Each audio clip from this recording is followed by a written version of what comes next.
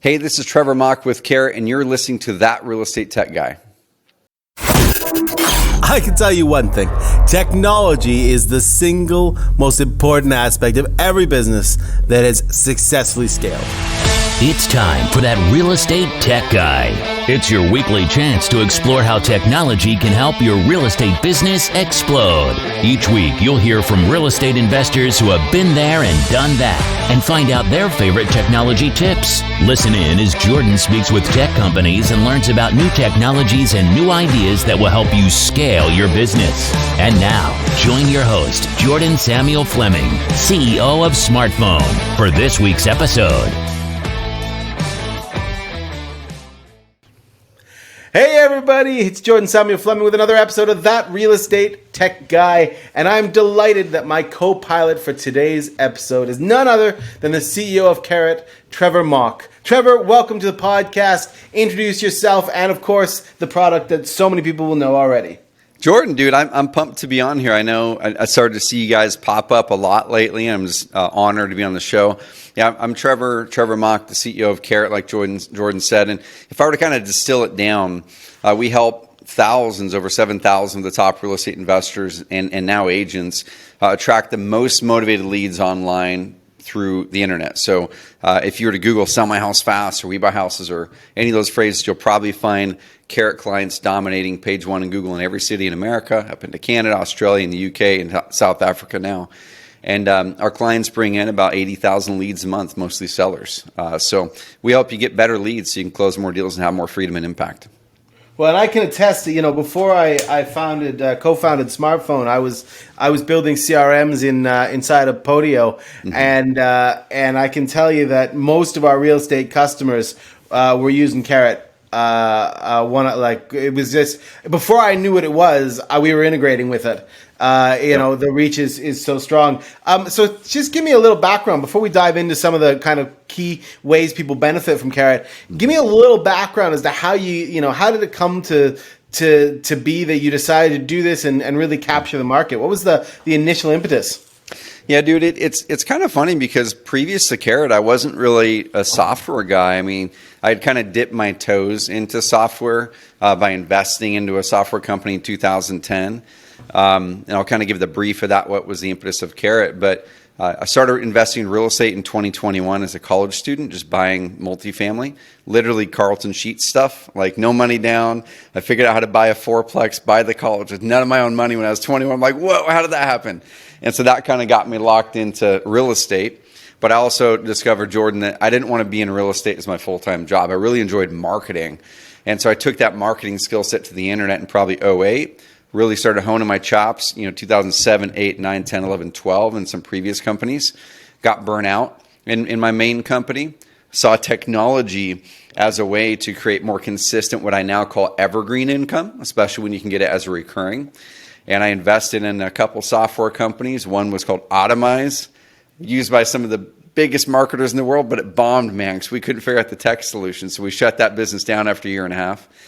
There's a lot of demand. We couldn't figure out the tech side of it. And then the other company was called CallLoop, and CallLoop struggled, but then it pivoted to a company called Sales Message, and it's absolutely crushing it now, 8-figure a year business. And so that kind of gave me that taste of software. Now I married the two. Then I said, I love the business model and I love how technology can amplify. And let me take all this knowledge I have on how to drive leads on the internet and where is there a challenge. And knowing this market, I saw this about 2012. I saw that previous decade, Jordan, with websites anyway, was all about just getting online, right? It was like that's when your Wix, Weebly, Squarespace, GoDaddy, they all popped up in that decade to get you online. And I would have people coming to me saying, I have a website, but it's not performing. I'm not ranking anywhere. I'm not getting leads. And in that previous 4 years, that's all I did was learn how to rank things, was learn how to optimize websites, get leads, conversion rate optimization, make them actually perform and turn into money. And I said, well, I think the next decade, maybe even 15 years, is all about how do I make my website perform? And we dove in and started 2014 just with a beta product, and we said rather than giving you 100 different design options where you just choose what you think is pretty, at that time it was one. We said, what if we give you one and you can customize it, but we know when people get here it's going to convert and it's going to give you a better chance to rank. And that's all we focus on that first 5-6 years, man, was just performance. How do we make them the fastest loading, the best converting, and the best possible website for ranking in Google? And that still is our foundation today. We have a lot more features and a lot more support attached to it, but that's still our foundation: performance. Fastest page speed, best converting once someone gets there, and best ranking. And when you focus on one thing and go deep and you do that really, really well, and you don't try to be an all-in-one tool, I think there's a lot more room for scale.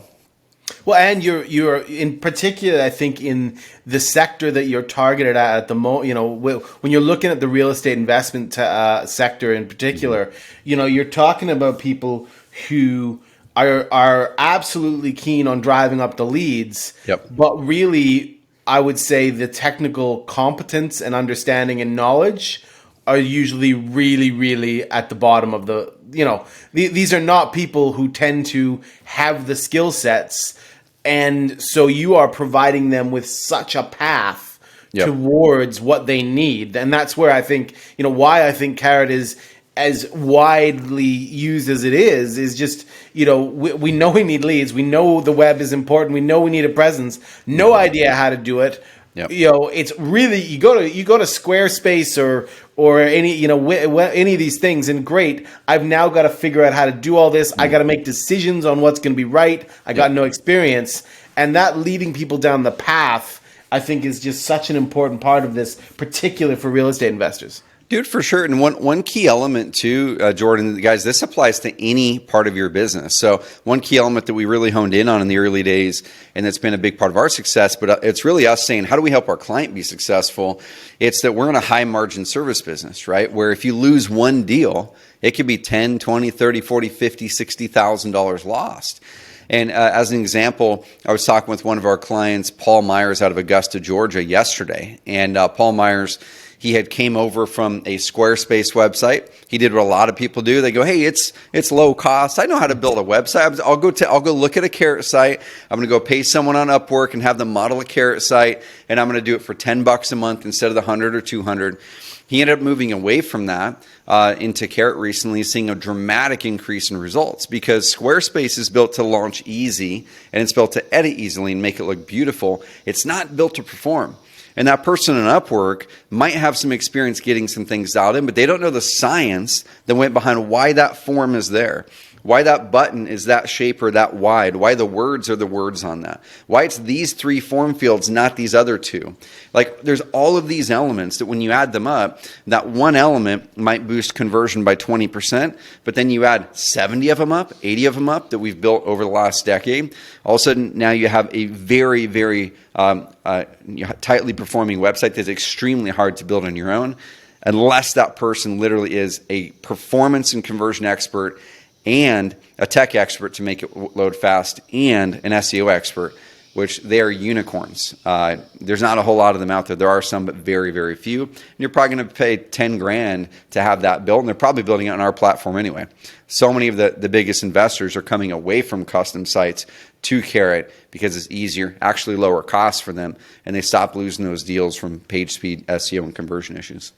Absolutely. And what I also, one of the things I really take away from that is, when you say they don't know necessarily the reason this button's here and not here, or the form has these 3 fields instead of 5 fields because of friction elements and all that.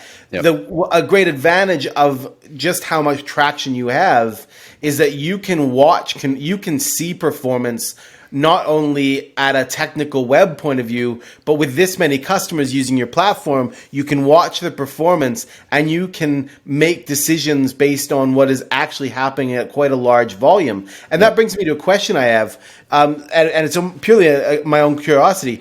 How much do you guys internally, how much are you do you test models? How much do you continually push things forward and adapt? Yep. Because things change and people, and sometimes things just need a refresh because people see the same thing and they get, it's like ads need to be refreshed because people see the ads and sooner or later it loses traction. Yep. How does that hit you guys?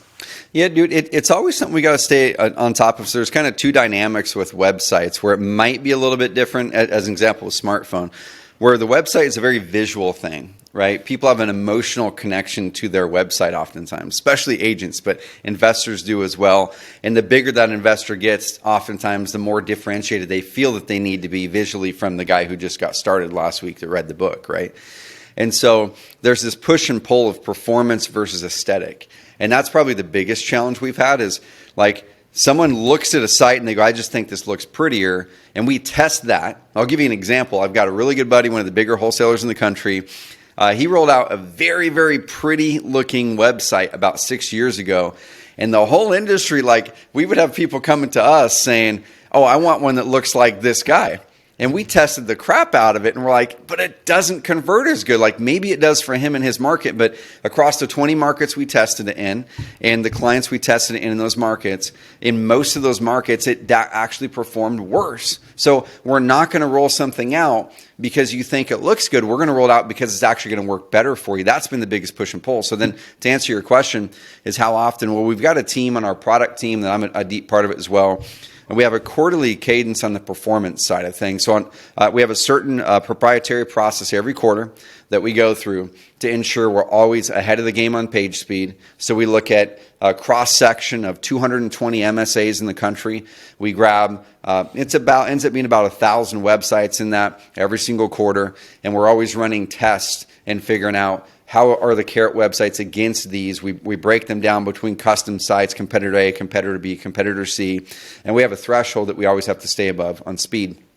We do the same thing with SEO. If we ever have the threshold going down where there's a competitor or another site type that's going up, we go, why? Study it, make the pivots, or we just stay ahead. When you study the numbers right now across the 220 MSAs, if you look at the top 5 rankings, Carrot owns over 60% of the top 5 rankings across the top 220 markets in America for the top 3 keywords that sellers type in. So most of the rankings and traffic comes through Carrot clients. And then on the conversion side, that's the most challenging side, right? But we're always running somewhere between 5 and 20 split tests every quarter. We have a proprietary process. Once again, we have a hypothesis. It could come from, well, this is working in this market. Why don't we test to see if this can work well here? Or we want to make mobile conversion go up a bit. Let's look in our data, and we've noticed that mobile conversion needs to be stronger. It's crushing it on desktop, and mobile isn't. Well, we're going to spend that whole quarter testing mobile and getting that up. One example on that, and I'll toss it back to you. This was probably end of 2020, maybe end of 2021. I can't remember the timeline exactly. But as we kept on following the data and saw more and more mobile usage, now for motivated house sellers, it's still mostly on desktop. Buyers or real estate agents leads are mostly on cell phones. Facebook traffic is 80 to 90% cell phones. Google traffic for sellers is vast majority desktop still. But as we saw desktop climbing, the team pulled up the websites on the cell phones, and we said, well, what does it look like? And they had a hypothesis that if we could eliminate text up above the form and eliminate another couple things and bring up that form higher, that it would increase conversions. It did by about 25%. So we automatically made that change across all websites. And then the ones we couldn't, we then sent people a message to say, hey, you might want to eliminate some of that text at the top of that form, and here's the data on it. So those are things we continually do. And that's I have a background in marketing, but not this sort of technical side, a lot of it. But it fascinates me. So when you're looking, given that you work across the country, you've got, you across a number of markets, a number of places, obviously there are universals. There are many things that can be called universal, but market to market, things change all the time. Yeah. And that's just the truth. I mean, so given, if you've got, you can make a change across your platform, for instance, but then you do, look at specific markets as well. How much do you look at the changes you make at, say, a structure of a template or how you're positioning a form, et cetera? How much do you take into account the potential, specifics of markets when you roll that out as well? If I'm in a market, am I necessarily going to get all the changes if they're not beneficial to me? Yeah, dude, that's a good question. That's one of the challenges that we do have on us. I'm not going to say that we're anywhere near perfectly solving it. I'll give you a couple examples. In Birmingham, Alabama, or markets like that, it's actually different messaging, slightly different structure, not big, but slightly different structure than we're going to market to like the LA market or San Diego market. It's just different market sophistications, different avatars, different demographics in those markets.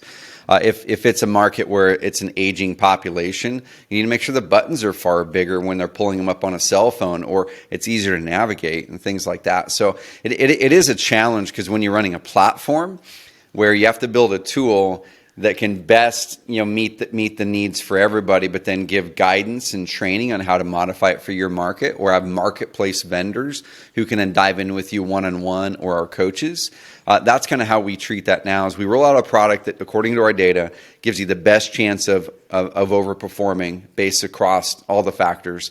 And then we do our best to say, hey, you need individual work at a deep level, and you're going to really go deep. Here's these resources. And I'll give you another example at the broad level across the market. So there are some fundamentals that are always true that we have found, and so we lock those in. We say these are our principles at Carrot, and here's some of those that are always true. You always should have a form at the top of your homepage that's clear, that's simple, and no more than 3 form fields. Always. It doesn't matter what lead type you're going after. It doesn't matter what market. If you put 7 form fields in there, you're going to get some really qualified leads, but your conversion is going to tank. And we found 3 is the best and the ideal. You can do 1, and you can put just address for sellers if you're okay with lower quality in the back end.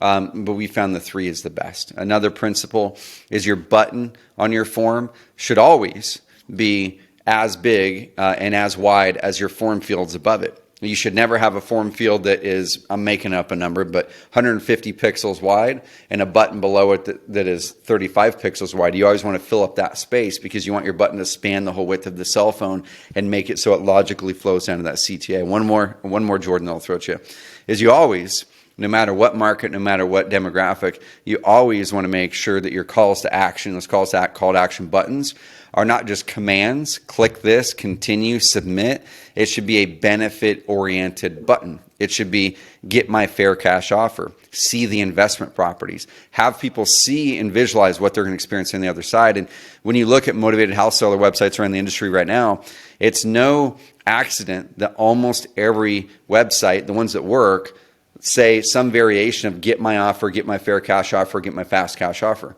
Before Carrot, they didn't say that. Before Carrot, almost every website was submit, continue, and we tested that. And we tested submit, continue, all the other words, probably 15 to 20 variations. We have a blog post on this from, I think, 2015 or 16, where we were able to more than double conversion on these 2 websites by changing 5 words. Those 5 words were just the button. It went from continue or submit to get my cash offer or get my fair cash offer, doubled conversion across those sites. That doesn't surprise me. It doesn't surprise me at all. It doesn't surprise me at all. And one is aggressive and the other is an invite. I mean, so it doesn't surprise me. And I think people often massively undervalue things like wording. I mean, we do this in smartphone all the time. As we're developing features, or we're we've got a continuous cycle of UX and UI that goes across the platform as we develop it, and wording is a big part of that. Exactly. Understanding a button, it's you say you think it doesn't matter, but actually it matters enormously. Of how you position those things, what they say, how people instinctively understand things versus having to work them out. If they have to work things out, you've caused friction. Yep. Exactly. And friction is the killer. Exactly. I love it. Dude, friction, I mean, you could do like a whole podcast on that word, like with smartphone or with marketing. All marketing is, guys and gals, is removing friction from getting someone from the pain point to the solution. The more friction between their pain that they have and the solution on the other end, the harder it is going to be for them to work with you. And that applies to smartphone. That applies to everything. Now, that happens on your website. It happens once they pick up the phone and call you. It happens once you submit a lead. How long does it take for them to talk to you? That's friction. If it takes 24 hours, that's more friction than 24 seconds, right? So that's your whole aim in marketing, is looking at every step in that process and say, how can I remove more friction? The more you remove, the more successful it'll be. 100%. It's one of the things that I preach to people when I go and speak at masterminds, or I go and speak to groups of investors, and I talk about some of the little things that they can adjust in their setup and processes as it relates to smartphone and the phone and kind of the ecosystem. Is I often ask them, how many of you are using VAs? And a bunch of people will go, Yep. yeah. How many of you are using internal people to do the closing of the sales? Oh, most people will go, yeah. And I said, so when your VAs are talking to people, are you getting them directly in contact with the internal team, or are you having them call back? Oh, we get their name and they call them. We schedule a call. Yeah. Oh, that scheduling a call is a huge friction point you've just introduced into possibly someone who was absolutely motivated and ready to have a conversation. And you've introduced a 24, 48 hour, whatever it is, pause of friction for 100%. Zero reason. Dude, here's another example, and this is a very implementable one for people on the website side. We have an event that we do called Carrot Camp. We do it a couple times a year here in our offices, small group, and it's always these players that come in.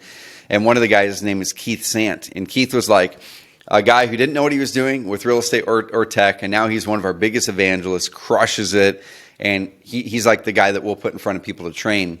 And I remember him coming probably 2 or 3 Carrot Camps ago, and he goes, my aim has really been to reduce the amount of time I spend on my business, but make the experience better for customers. And he put in a Calendly schedule link after someone submits their form. So let's say on a Carrot site, we use what we call step 2 form, or 2-step form. You've got the 3 and 4 form fields that have been tested. The order of the form fields even matters. How big they are, the questions you ask. So those, and then it passes someone to what we call a step 2 form, which then guides people through a very specific order of questions. And we're always testing that. After someone submits that, though, what most investors do is it just goes to a page that says, thank you, we'll get a hold of you.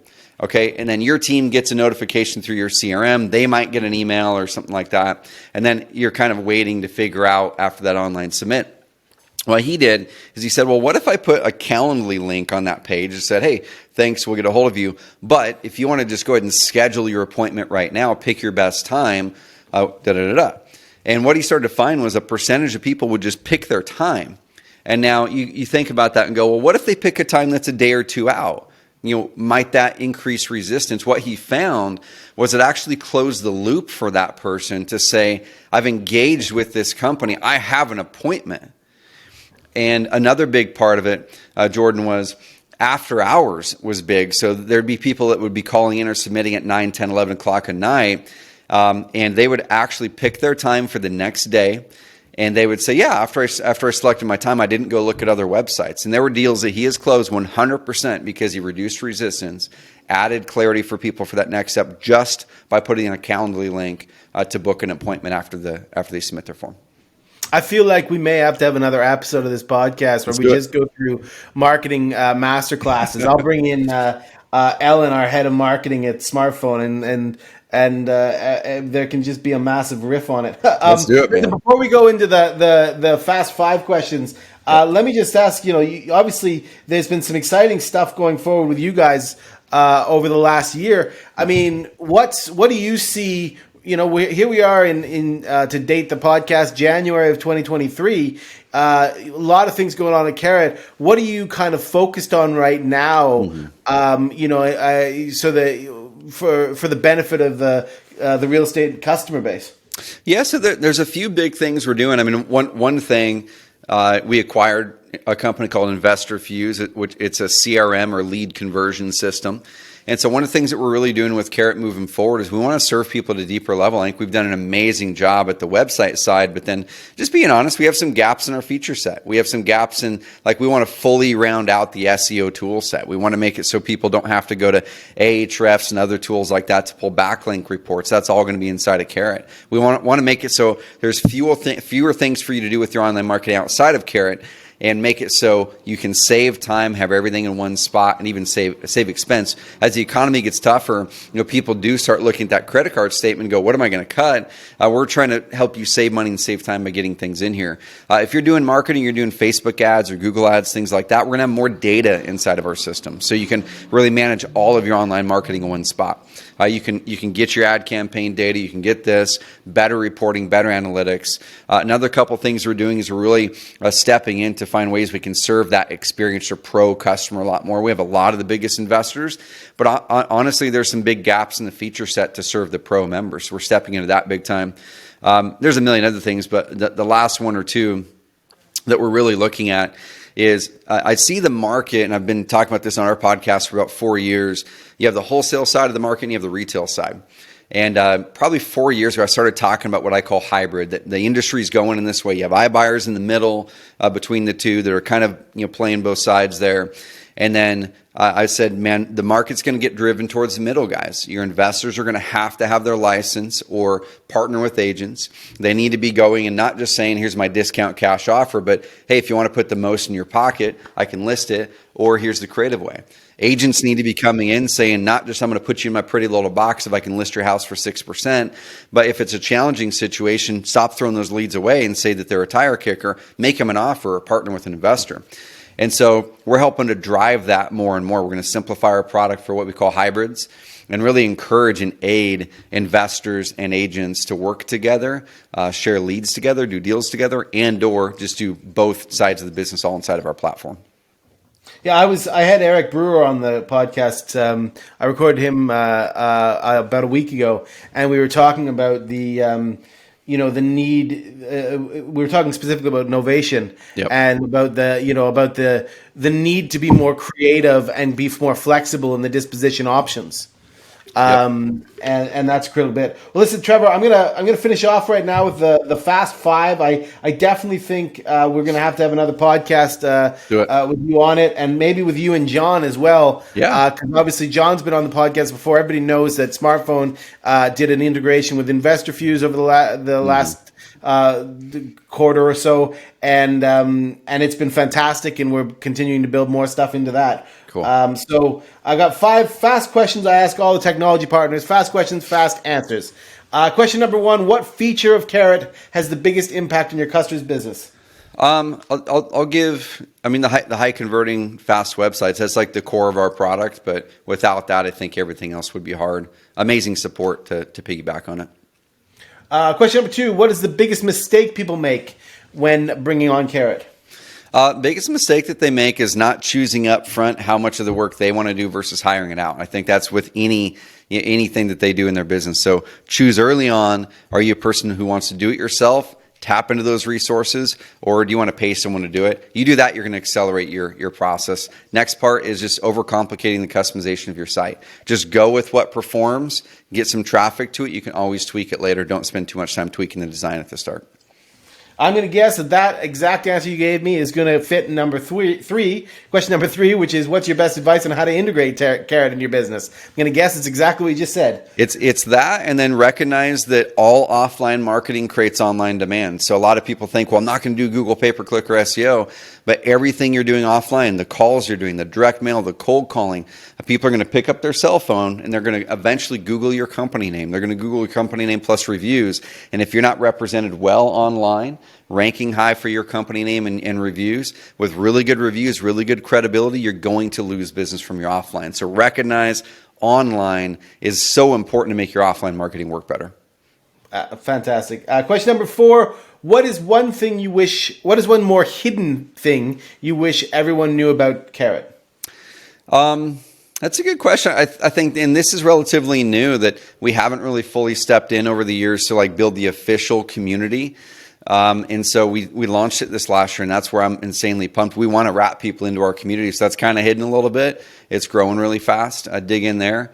And also, there's another thing that people just don't recognize. We have an amazing tool set where you can actually spy on your competitors' rankings, and you can see what's working for them.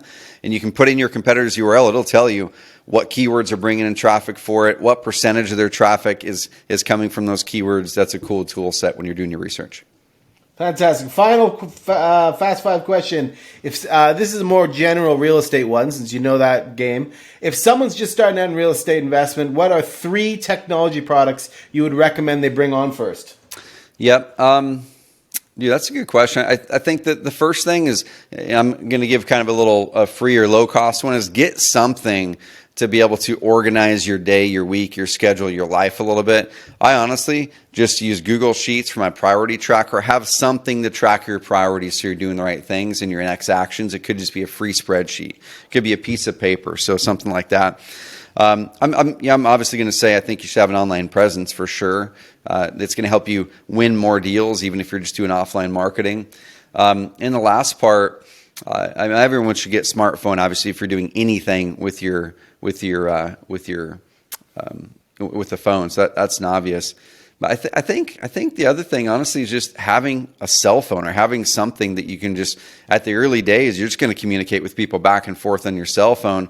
And once you get so overtaxed with sending people back notes just manually, then make sure you're using systems like InvestorFuse, smartphone to scale things up. Not a great answer, but I don't think you need. I'll append that answer of yours. And if you're gonna, the cell phone point is not a bad one when you're just starting out at all. But get yourself a burner number, a burner phone. There we go. Do not give your personal one out. It's a license for nightmare. Yep. Get a business one. Buy a new phone number. Buy a new phone. Keep it separate. So that, otherwise, your life is going to be great advice. Very deeply irritating. Listen, Trevor, it's been an absolute pleasure to finally meet you after so long. I've been waiting to do this. Just let's close out the podcast, letting everybody know how they can get more information and sign up and find out about Carrot. Yeah, man, it's just carrot.com. Pretty darn simple, just like the vegetable. And if you guys enjoy podcasts, we have a podcast called the CarrotCast, where we dive in, and every Thursday I do something called my truck talks, where I'm just driving in my truck, talking about the entrepreneurship journey, challenges, what you're going to do moving forward. It's not even real estate specific. So check out the podcast, carrotcast.com, or your favorite podcast deal, and carrot.com for Carrot and our product suite. Fantastic. Everybody listening, I will put all those links. Make sure they go into the podcast page. Trevor, it's been an absolute pleasure, and thank you for coming on the episode. Awesome. Appreciate it, man. Thank you.